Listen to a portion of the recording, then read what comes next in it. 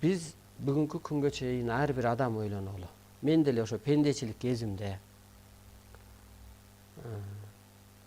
бирөө менен деле мындай тыңыраак таттуу мамиледе болбоптурмун. Сиздер деле. Мисалга эне атаң мененби, ага тууганың мененби, дос тамырың мененби, классташың мененби, абысын ажының мененби, керек болсо бала чака менен, эне ата менен да пикир келишпестик болуп калган. Мына көрдүңүзбү, демек таттуу мамиледе болбоптурбуз. Мындай бир гармония деп коет го. Түбөлүк бир мындай тагдырыңды тапшырып, түбөлүк сага ишенип, түбөлүк сен ага ишенип, түбөлүк сени сыйлап, түбөлүк сен ага аны сыйлаган мындай эч мындай гарант болбоптур. Ооба, убадалашып, сүйүшүп, жакшы көрүшүп жашоо курушкан менен деле эртең иттей, мышыктай аңдышып калган күн болгон, ажырым болуп, ал баланын ата тегин арбагына чейин асылып, ал келиндин ата тегине чейин асылып, уруусуна, баскан жолуна, көрдүңүзбү, өзүн эле эмес. Мейли баланы бала экен деппиз, кызды кыз экен деппиз, кызым экен деппиз, бирок аны да каргаган, агадан найразы болгон, ага да капа болгон, эне атаны бербеди деп, эне атаны түшүнбөдү деп, эне атаны колдободу деп. Мына эч мындай пендечилик жашоодо таттуу мамиледе болуптур, эч нерсе менен. Эмне менен биринчи таттуу мамиледе болуш керек экен? Биринчи аалам менен. Аалам менен таттуу мамиледе болуш үчүн биринчи ааламды адам тааныш керек болуп атпайбы? Тааныбасаң сен кантип таттуу мамиледе болосуң? Атаңды тааныбасаң сен кантип таттуу мамиледе болосуң? Мисалга, атаңды тааныбасаң.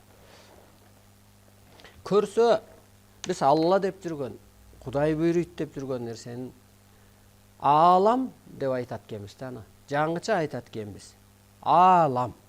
Аллах эмес анын аты. Аллах эмес, Аллах эмес. Же Ала эмес. Ала, Алла, Тала, колдобосун деп калат го. Өткөндө биз суроо кылдык го. Алла эмне ал деги бир айтып берчи. Биз Теңирди чечмелеп бердим. Теңир бир тең күч экен. Кудай бир кут ой экен, кут ай экен, бир куткаруучу бир керемет экен, кудурет экен. Жараткан бул жараткан кыргызча эле сөз экен. Алаң эмне алаң? Талаң эмне? Алла Тала колдоо деп эле баштоортуп бүтөт да. Атабы анын аты, же эмне? Анысы кандай ааламдын аты Аллах эмес экен. Аалам экен, аалам. Мына ошо кыргызчылыкта эмнеге муну берди? Кыргыз элинин жан дүйнөсү ааламга жарактуу жөнөкөй болгондуктан, кыргыз элинин жан дүйнөсү ак болгондуктан, адамзат көп жылдык эволюцияны басып өткөндүктөн, кыргыз ааламынан келген өкүл болгондуктан, анан ааламдын сырын ачып берди. Аң сезимибиз жеткендиктен. Же болбосо, мынтип айтып түшүнсөк болот. Улуу адам, мисалы мен улуумун. Менин балдарымдын тең тушу менен мен сүйлөшпөйм. Сүйлөшсөм, кандайсың, жакшысыңбы? Жакшы жүр, жакшы бол, ушул. Майдалап мен эч нерсе айтпайм. Анткени анын деңгээли өсө элек. Ал өссүн, өйдөлөсүн, мени түшүнсүн, анан мен сырымды айтып берем, ачып берем, дагы түшүндүрөм, дагы өстүрөм. Ошол сыяктуу эле бир улуу адам. Өскүсөң, анан сырын айткандай, өссөң, баягы Кудайдан коркуп жашаба деп берилет ааламдан. Коңшулаш жаша депчи. Сен коңшулаш болсоң, коңшуңдун сырын билесиң да. Керек болсо, канчада турушат, кошуна.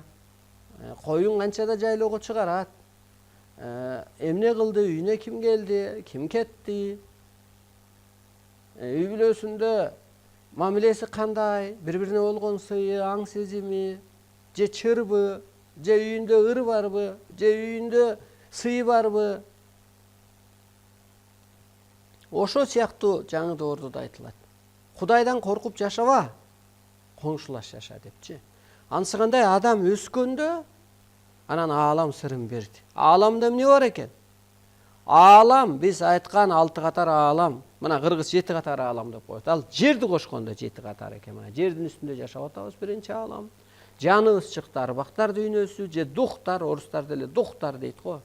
Андан Мына көрдөн күткөн жаннат дүйнө көктө экен. Эмнеге дегенде жан асманга барганда карыздан кутулду, кайгыдан кутулду, пендечиликтен кутулду, баягы көрө албас, ичи тар жана башкадан кутулганда ошондо жан барып, жан тынчыган дүйнө үчүнчү дүйнө экен. Андан аранан өсүп отуруп, анан ааламдык кызматка жетүү, арбай болуу. Бул жерде ким отурат экен? Адам ата обоне баштаган, мүмкүн пайгамбарлардан бардыр, мүмкүн Манас ата бардыр, адам ата обоне баштаган арбайлар дейт. Мунун аты арбай, мунун аты арбак. Адамдын аты ар. Ары бар, намысы бар, духу бар, жаны бар дегендей эле кеп мына бул. Арың барбы? Арың турайын. Жигитти намысы өлтүрөт.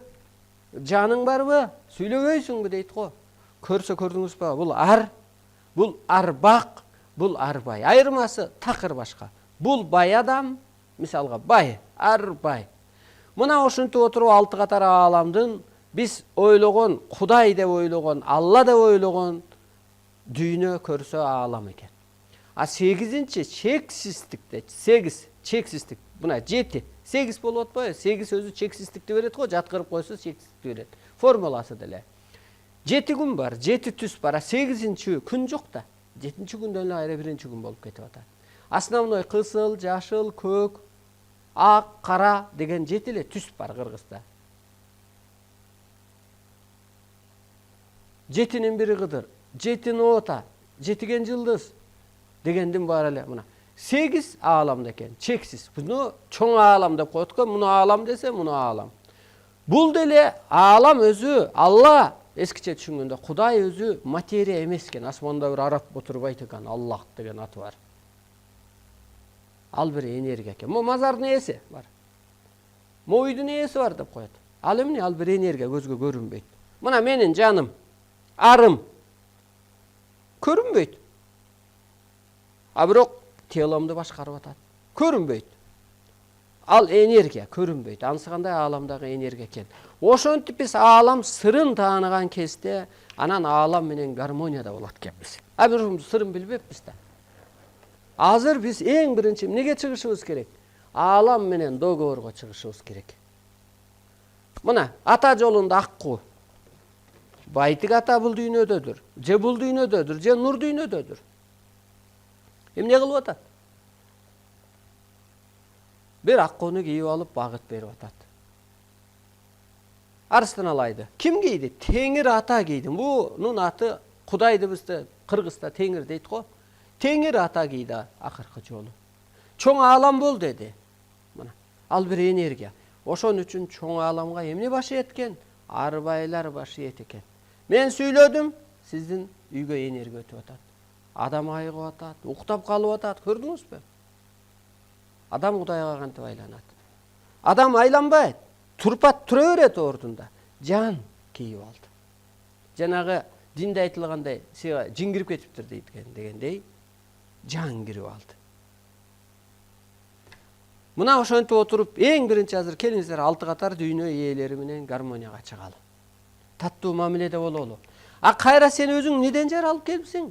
Ааламдан, нурдан. Бул жерде айтылып атпайбы мына? Дүйнө эли дүңгүрөп жол таппай калган кезде нурдан жаралган, жомок менен жашаган Манастын кыргыз эли кайыптан жол тап. Мына нур дүйнөдөн келиптир да демек. Мына 5-чи дүйнөдөн.